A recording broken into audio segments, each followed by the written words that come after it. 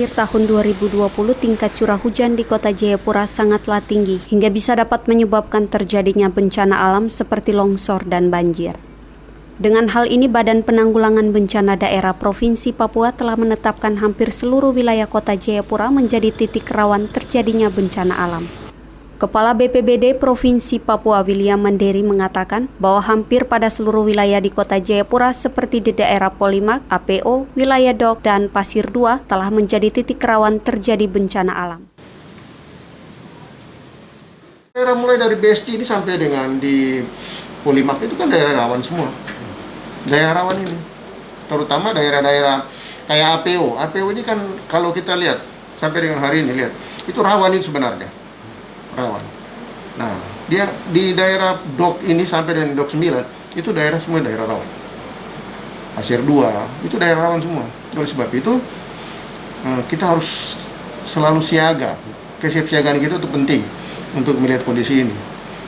Nah, karena kita ada di paling dominan kita bencana di Papua ini paling dominan itu bencana hidrometeorologi karena cuaca, karena iklim.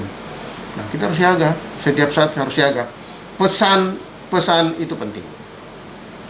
Nah, pemerintah daerah punya tanggung jawab untuk menyampaikan ini ke warganya. Sehingga kita bisa meminimalisir ketika terjadi curah hujan tinggi. Contoh beberapa waktu lalu bencana besar di Jayapura, kan itu jadi catatan kita.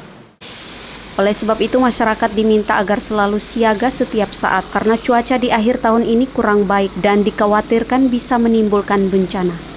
Oleh sebab itu, pemerintah daerah punya tanggung jawab untuk menghimbau ke warganya agar selalu berhati-hati dengan cuaca di akhir tahun ini, sehingga nantinya bisa meminimalisir ketika terjadinya curah hujan tinggi ataupun nantinya terjadi bencana besar di Jayapura. Dengan hal ini diharapkan warga masyarakat khususnya di kota Jayapura dapat siaga dan waspada akan terjadinya bencana alam di saat terjadinya curah hujan yang tinggi. Dari kota Jayapura, Papua, Calvin Erari, Jaya TV mengabarkan.